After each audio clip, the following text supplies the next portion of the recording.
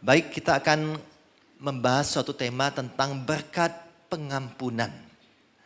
Namun terlebih dahulu saya mengucapkan Happy Chinese New Year kepada kita semua kungsi Sinin. Kiranya berkat Tuhan boleh kita alami, kita rasakan sepanjang hidup kita. Dan berdasarkan berkat Tuhan itu kita tahu bagaimana kita menjalani hidup kita. Baik Bapak Ibu sekalian, saya mengajak kita membaca Matius pasal 2 ayat 1 sampai 12. Matius pasal 2 ayat 1 sampai ayat 12. Saya akan membacakan untuk kita semua, kiranya Bapak Ibu dapat memperhatikan Alkitab atau khususnya di layar karena saya membacakan dari TB2. Demikian firman Tuhan. Beberapa hari kemudian waktu Yesus datang lagi ke Kapernaum, tersebarlah kabar bahwa ia ada di rumah. Orang-orang datang berkerumun sehingga tidak ada lagi tempat, bahkan di depan pintu pun tidak. Ia memberitakan firman kepada mereka. Lalu orang-orang datang membawa kepadanya seorang lumpuh digotong oleh 4 orang. Namun mereka tidak dapat membawanya kepadanya karena orang banyak itu. Lalu mereka membuka atap di atas Yesus. Sesudah terbuka mereka menurunkan tikar.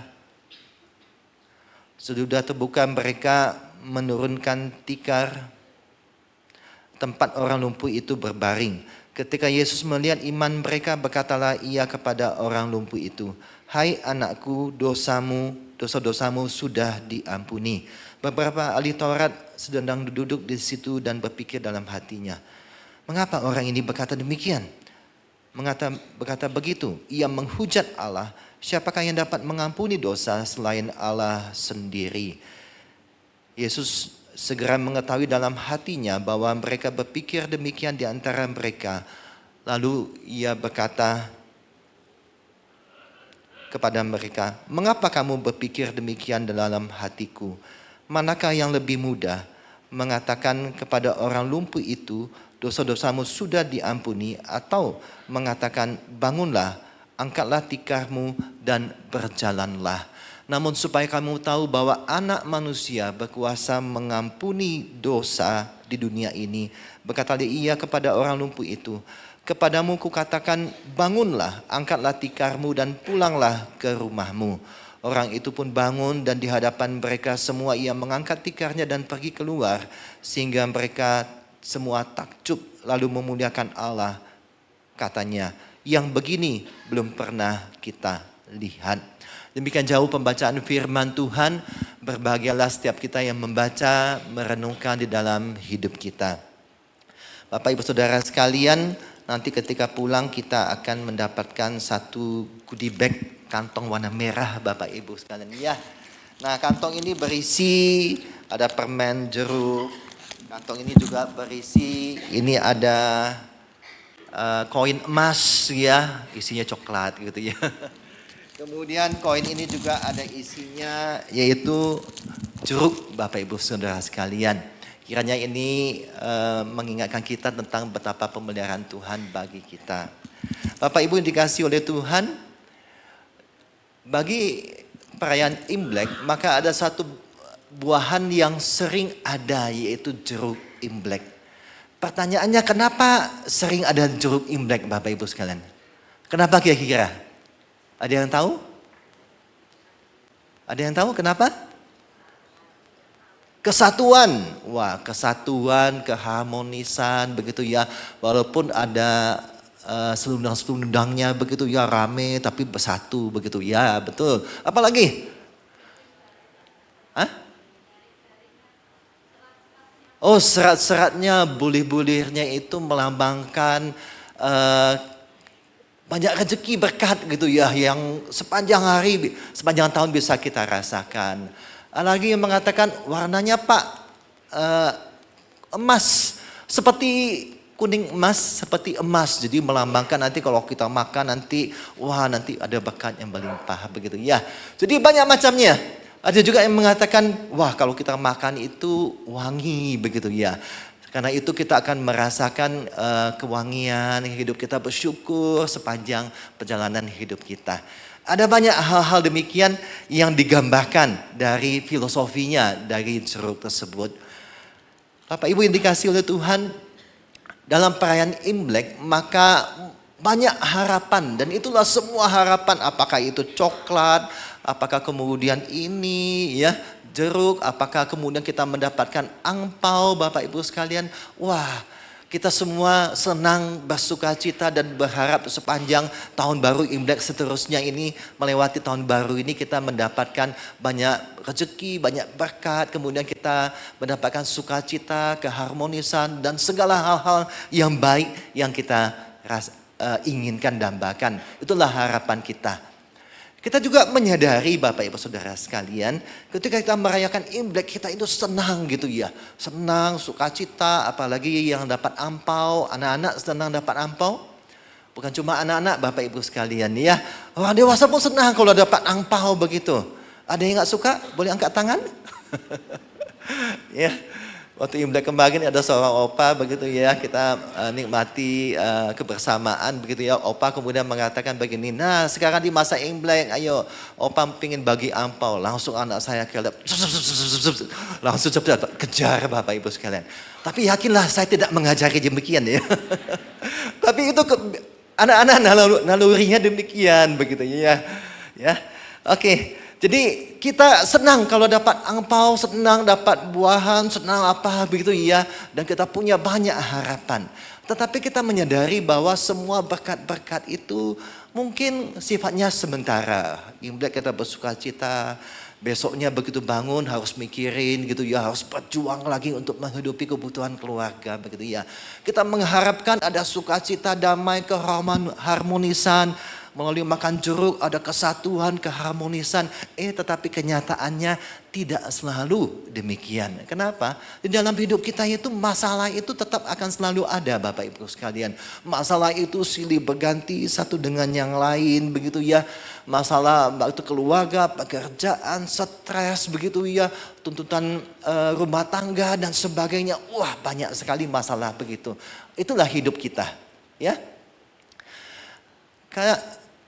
Kalau dari sekian banyak masalah Bapak Ibu sekalian, ada masalah yang kecil, ada yang menengah, ada yang besar, ada masalah terbesar. Pertanyaannya, apakah masalah terbesar manusia?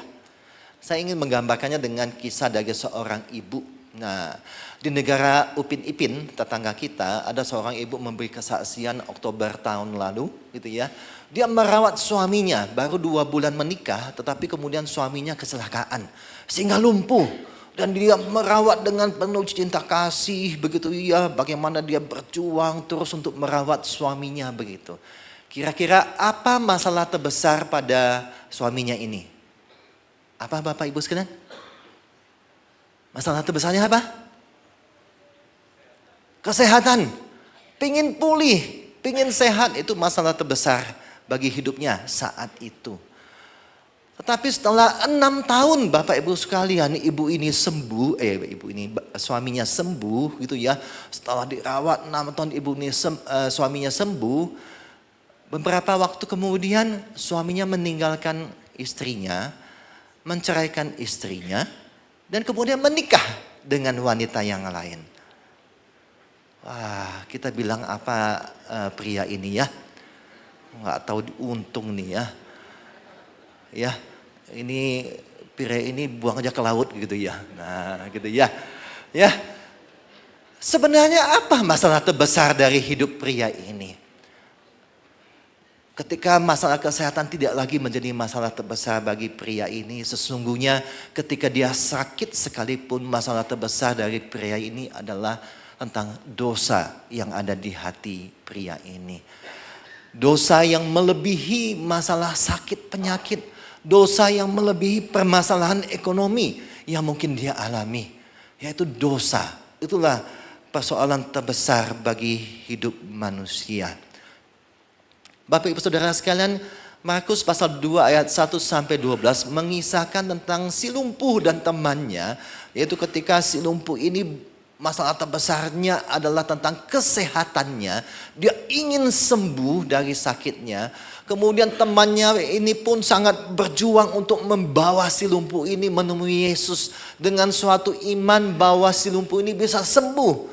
Ketika mereka menggotong si lumpuh ini, temannya sehati dengan iman yang besar, pasti akan sembuh kalau dibawa kepada Yesus. Diperhadapkan dengan rumah yang sudah penuh sesak dengan orang, gak bisa masuk pintu depan, maka akhirnya dicari pintu atas. Yaitu dibongkarnya atap rumah tersebut, dan mereka menurunkan si lumpuh tepat di depan Yesus Kristus. Bapak Ibu Saudara sekalian, harapan si teman-temannya si lumpuh ini bisa sembuh. Kalau kita pikir-pikir, kok bisa ya dibongkar atapnya ya? Kalau kita zaman sekarang ini mikir-mikir atap kok bisa dibongkar? Kalau atap beton nggak mungkin ya begitu ya. Nggak mungkin loh kisahnya di kita baca, kok bisa bongkar atap gitu ya.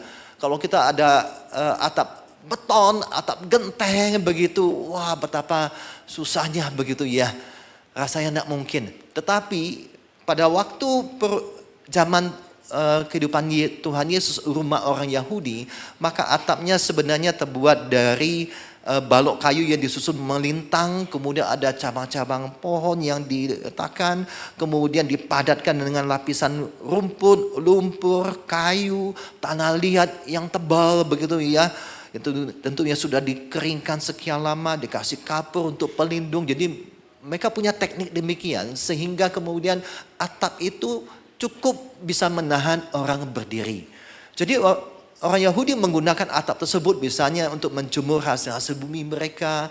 Ada kalanya mereka untuk menjemur pakaian mereka. Ada kalanya mereka bisa bersekutu bersama-sama keluarga begitu ya. Dan itu fungsi atap yang mereka lakukan. Dan kemudian si teman-teman si lumpuh langsung berpikir ketika menghadapi rumah yang penuh sesak. Mereka lewat tangga luar, mereka naik ke atas, kemudian mereka bongkar atap tersebut. Mereka menghadapi resiko dituntut karena membongkar atap dan bertanggung jawab. Tapi itu gak masalah bagi mereka. Yang penting mereka ingin agar si lumpuh ini bisa ketemu dengan Tuhan Yesus. Dan mereka punya keinginan bahwa si lumpuh ini bisa sembuh. Bapak Ibu Saudara sekalian, ketika mereka bertemu ketika si lumpuh ini diperhadapkan dengan Tuhan Yesus. Apa kalimat pertama yang Yesus katakan? Apakah kemudian Yesus mengatakan, bangun berjalanlah? Apakah Yesus kemudian mengatakan, wah imanmu besar, berdirilah? Enggak begitu kalimatnya pertama kali Tuhan Yesus katakan, Bapak Ibu sekalian. Tuhan Yesus mengatakan di ayat 10, hai anakku, dosa-dosamu sudah diampuni. Ini jauh dari harapan yang mereka katakan. Yang dibutuhkan adalah kesembuhan. Tetapi Yesus kemudian mengatakan dosa-dosamu sudah diampuni. Di sini kita bisa belajar bahwa Yesus melihat ada suatu kebutuhan yang terbesar di dalam hidup si lumpuh ini. Yesus melihat ada permasalahan terbesar dalam hidup si lumpuh ini, yaitu tentang dosa-dosanya. Dan Yesus mau memenuhi persoalan terbesar tersebut. Yesus mau memulihkan kerohanian si lumpuh tersebut terlebih dahulu sebelum kemudian menyembuhkan fisiknya. Bapak Ibu Saudara sekalian, dari perkataan Yesus ini kita juga bisa mengatakan bahwa Yesus berotoritas untuk mengampuni dosa manusia. Yesus berotoritas untuk mengampuni dosa manusia. Memang kemudian kita bisa melihat ada ahli Taurat yang kemudian berpikir dalam hatinya, mengapa orang ini mengatakan demikian? Orang ini pasti menghujat Allah, karena hanya Allah yang bisa mengampuni dosa. Bapak Ibu sekalian, kalau umpamanya kita berada di situasi pada waktu itu, mungkin kita pun berpikir demikian. Kok bisa-bisanya ya ada orang kemudian mengatakan, dosa-dosamu sudah diampuni. Bapak Ibu sekalian, inilah kita bisa melihat bahwa Yesus berotoritas mengampuni dosa manusia. Sekalipun Yesus belum naik di atas kayu salib. Penggenapan pengampunan dosa ada di atas kayu salib. Tetapi Yesus menyatakan bahwa dia berotoritas, berkuasa mengampuni dosa manusia. Pada ayat 10 dikatakan juga bahwa namun supaya kamu tahu bahwa anak manusia berkuasa mengampuni dosa dunia ini. Di sini kita bisa melihat Yesus menggunakan frase anak manusia. Yang di dalam kitab Injil itu digunakan sebanyak 81 kali Bapak Ibu sekalian. Yesus sering menggunakan frasa anak manusia untuk menunjukkan bahwa inilah keberadaan dia. Allah yang berinkarnasi menjadi manusia. Kemudian di dalam Markus 10 ayat 45 dikatakan bahwa anak manusia datang untuk melayani dan memberikan nyawanya bagi tebusan banyak orang. Yesus ingin mengatakan bahwa aku adalah Allah yang menjelma jadi manusia dan disebut anak manusia dengan tujuan kedatangan untuk pengampunan dosa banyak orang dengan nyawa yang akan diberikan melalui atas kayu salib. Bapak Ibu Saudara sekalian, Yesus menunjukkan bahwa masalah terbesar dalam hidup manusia adalah dosa. Dan hanya Yesus yang berotoritas mengampuni dosa kita. Itulah berkat yang terbesar Bapak Ibu sekalian, yaitu berkat pengampunan atas dosa kita. Mengapa pengampunan dosa itu menjadi berkat terbesar di dalam hidup kita Bapak Ibu sekalian? Karena kita menyadari bahwa tanpa pengampunan dosa, maka kita itu dalam keadaan mati rohani dan jauh dari Tuhan. Efesus mengatakan bahwa kita itu dikatakan mati secara rohani, mati rohani. Kita itu bukan setengah hidup rohani, enggak, mati rohani. Dari mana kita tahu? Maka kita bisa melihat bahwa ketika kita jatuh dalam dosa, status kita berdosa. Bahkan semua pemikiran kita itu hanyalah pemikiran untuk melakukan dosa dalam hidup kita. Maka yang dinamakan mati rohani dan tidak bisa lagi mengenal tentang kebenaran bahwa itu dosa. Maka sekarang kita bisa melihat bahwa yang dosa disebut tidak dosa, kemudian yang tidak dosa disebut sebagai dosa. Jadi terbalik-balik pemikiran orang-orang yang dikungkung oleh dosa tersebut. Dan itu mengakibatkan kita terpisah jauh dari Tuhan. Yang kedua, tanpa pengampunan dosa, maka kita bisa menyaksikan bahwa hubungan kita satu sama lain, relasi kita itu hancur Bapak Ibu sekalian.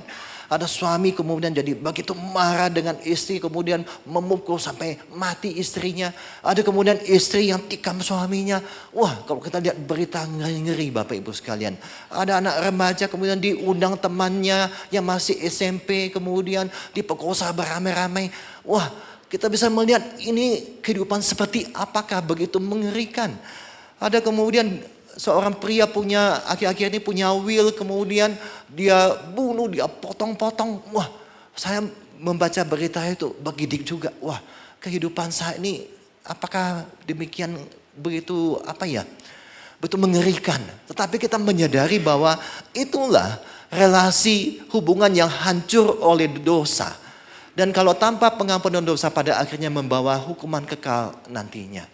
Bapak Ibu Saudara sekalian, jikalau kita tidak mengenal betapa dahsyat dan mengerikannya efek dosa, maka kita tidak bisa memahami betapa besarnya pengampunan yang telah Tuhan berikan kepada kita.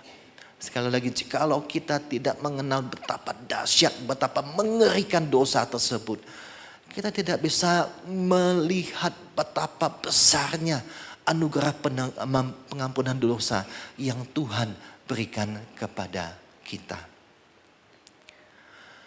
Mengapa pengampunan dosa itu adalah berkat terbesar bagi hidup kita, Bapak Ibu Saudara sekalian?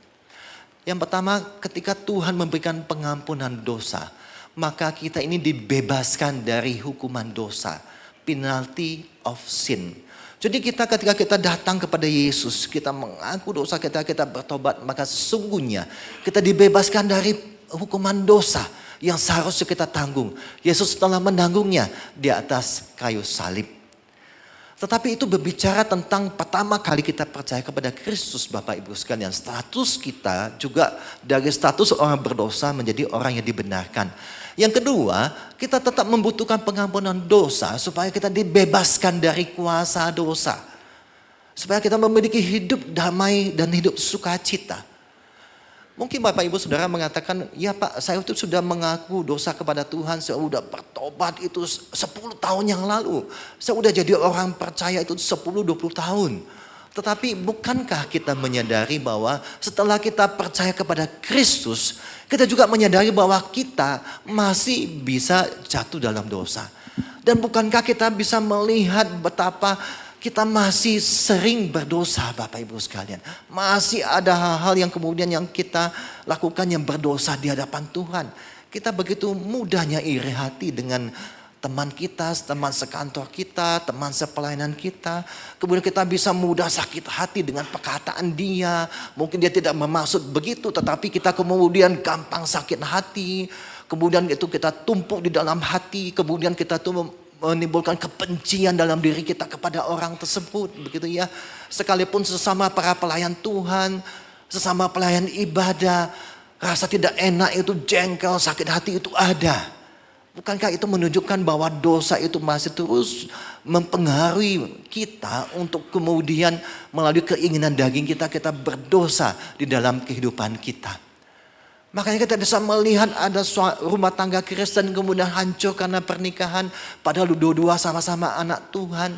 Makanya kita bisa juga melihat di gereja bisa terjadi korupsi Bapak Ibu sekalian. Walaupun korupsi kecil-kecilan. Tetapi bukan di gereja kita Bapak Ibu sekalian. Ya. Tapi itulah kenyataannya bahwa kuasa dosa itu masih terus terjadi dan kemudian terjadi di dalam hidup kita. Kita mungkin yang masih dibelenggu dengan dosa pornografi Bapak Ibu sekalian. Kita masih berjuang untuk bisa keluar dari dosa-dosa yang lainnya. Tetapi itulah bahwa dosa itu berusaha terus untuk membelenggu kita. Oleh karena itu Bapak Ibu sekalian, ketika kita jatuh dalam dosa, maka datanglah kembali kepada Kristus. Mintalah pengampunan dari Dia. Kita minta pengampunan dari Tuhan bukan berbicara 10 tahun yang lalu, enggak. Sekarang ini pun dalam kehidupan daily activity kita, kalau kita tahu bahwa itu dosa, kita datang minta pengampunan dari Tuhan. Dan ketika kita dibebaskan dari hadirat dosa, dari presence of sin, ini berbicara hidup yang akan datang, hidup kekekalan nantinya. Ketika kita masuk di surga, maka kita tidak lagi dipeributkan atau diribetkan dengan masalah dosa. Karena dosa tidak ada lagi di dalam kerajaan surga. Bapak Ibu yang dikasihi oleh Tuhan, kalau demikian kita melihat pengampunan dosa adalah berkat terbesar. Ketika kita diampuni dosa kita, maka kita dibebaskan dari hukuman dosa, kuasa dosa, hadirat dosa. Kalau begitu apa yang harus kita lakukan? Apa yang harus saya lakukan? Yang pertama Bapak Ibu sekalian, datang kepada Yesus. Come to Jesus. Ada juga istilah yang lain yang saya pikir baik ya. Ketika kita jatuh dalam dosa lagi, kita bukan cuma datang kepada Yesus, tetapi run to Jesus. Lari kepada Yesus. Kadang-kala kita ini sebagai orang percaya kita merasa bahwa kita ini kuat, kita ini kebal terhadap dosa. Enggak Bapak Ibu sekalian. Ketika kita jatuh dalam dosa lagi, maka bukan cuma datang tapi kita harus lari kepada Yesus untuk meminta pengampunan dari Yesus. Karena ketika kita mendapatkan pengampunan dari Yesus, maka kita akan diberikan kuasa untuk mengatasi dosa kita ini. Kuasa untuk melawan godaan dosa di dalam hidup kita. Yang kedua Bapak Ibu sekalian, kita belajar untuk saling mengampuni. Ketika Tuhan menebus kita, mengampuni dosa kita, Tuhan itu memang menerima kita apa adanya. Tetapi Tuhan tidak mau kita ini apa adanya Bapak Ibu Saudara sekalian. Tuhan tidak mau kita ini menjadi pribadi yang sudah ditebus tetapi masih tetap membenci orang lain. Yang sudah ditebus tetapi gampang tersinggung Bapak Ibu sekalian. Yang sudah ditebus oleh Tuhan tetapi sulit untuk mengampuni satu sama lain. Enggak. Tuhan tidak pernah menebus kita dan membiarkan karakter kita masih sama seperti 10 tahun yang lalu. Jadi ingat lagu, aku masih seperti yang dulu. Wah, ini lagu favorit. Ya, kita jangan mengatakan saya ini masih seperti yang dulu, gitu ya. Atau kita mengatakan, ya saya ini memang begini orangnya. Kalau mudah tersinggung, saya itu memang begini orangnya. Sulit untuk mengampuni, ya saya ini memang begini orangnya, begitu. Enggak Bapak Ibu sekalian, Yesus menebus saudara. Bukan untuk menjadi seperti ini sekarang dan seterusnya. Enggak Bapak Ibu sekalian. Hanya Yesus yang dahulu, sekarang, dan selamanya itu tetap sama mengasihi kita dan menanti perubahan hidup kepada yang terjadi pada diri kita. Yesus menyelamatkan kita supaya kita berjuang untuk menjadi serupa dengan Kristus. Oleh karena itu marilah kita belajar untuk saling mengampuni satu dengan yang lainnya. Kolose 3 ayat 1 dan Kolose 3 ayat 13 berkata demikian. Sabarlah kamu seorang terhadap yang lain. Ini dalam kehidupan berjemaat Bapak Ibu sekalian. Ampunilah seorang akan yang lain. Apabila yang seorang mempunyai keluhan terhadap yang lain. Sama seperti Tuhan telah mengampuni kamu. Perbuatlah juga demikian. Dan di dalam relasi kita Bapak Ibu sekalian, kadang-kadang ini ada keluhan satu orang akan yang lain. Oh dia ini begini, dia ini begitu, begitu iya. Wah saya udah pengalaman, apalagi saya ingat 5 tahun yang lalu dia ini pernah menyakiti hati saya. Padahal itu urusan 5 tahun yang lalu Bapak Ibu sekalian. Dan kita masih membawa zaman sekarang ini 5 tahun kemudian dan kita masih melabelkan orang itu dengan label yang kita punyai 5 tahun yang lalu. Tetapi firman Tuhan mengatakan ampunilah seorang akan yang lain. Dalam arti kata ini berbicara saling mengampunilah seorang akan yang lain.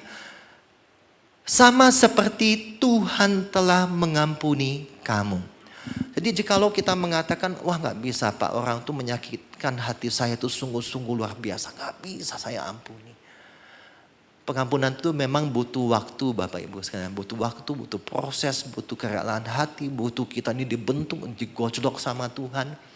Tetapi ada satu, Paulus sangat menekankan bahwa pengampunan itu baru bisa kita lakukan kalau kita itu memahami betapa Tuhan itu sudah mengampuni kita luar biasa. Ayat ini mengajarkan kepada kita, kalau kita seseorang yang sulit untuk mengampuni Bapak Ibu sekalian, jangan-jangan dia itu tidak memahami betapa besarnya pengampunan yang telah Tuhan berikan kepada kita. Orang yang tidak memahami betapa besar pengampunan yang diberikan kepada kita, jangan-jangan tidak memahami betapa dahsyat, betapa mengerikannya dosa itu di dalam diri kita. Sehingga dia sulit untuk mengampuni. Gak ada cara lain Bapak Ibu sekalian. Ketika kita kecewa, sakit hati dengan seorang, pandanglah salib Kristus. Pandang kembali pengampunan dari Kristus. Karena dia sudah mengampuni dosa-dosa kita yang begitu mengerikan di dalam hidup kita. Bapak Ibu yang dikasihi oleh Tuhan, sebentar lagi kita akan mengikuti sakramen perjamuan kudus. Setiap kali kita mengikuti sakramen perjamuan kudus, kita ingat kita makan roti yang melambangkan tubuh Kristus yang terpecah bagi kita demi mengasihi kita. Kita minum anggur yang melambangkan darah Kristus yang tertumpah untuk mengampuni dosa-dosa kita. Betapa mengerikannya dosa-dosa kita itu sehingga Yesus harus mati untuk menggantikan kita dari hukuman dosa tersebut. Ketika kita mengangkat roti dan mengangkat cawan, Bapak Ibu lihat kanan kiri. Saudara seiman kita juga mengangkat roti, meminum cawan. Artinya kita diampuni dosanya. Saudara seiman kita juga diampuni dosanya ketika datang kepada Tuhan. Sakramen perjamuan kudus juga mengingatkan kita bahwa kita diampuni, dia juga diampuni. Kalau begitu kita harus saling mengampuni satu dengan yang lainnya. Tidak ada kesalahan saudara seiman kita itu yang begitu besar kalau dibandingkan dengan dosa-dosa kita yang jauh lebih besar yang telah Tuhan ampuni kepada kita. Oleh karena itu, marilah di dalam kehidupan berjemaat Bapak Ibu sekalian, perasaan ketersinggungan, sakit hati di dalam kita berelasi, di dalam pelayanan sekalipun sangat mungkin terjadi dan telah terjadi dan akan terjadi. Tetapi ingatlah pengampunan dari Tuhan.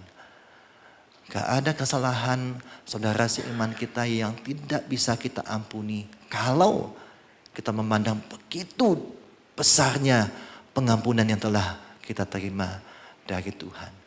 Kalau kita melakukan hal tersebut, belajar saling mengampuni, maka percayalah Tuhan dimuliakan.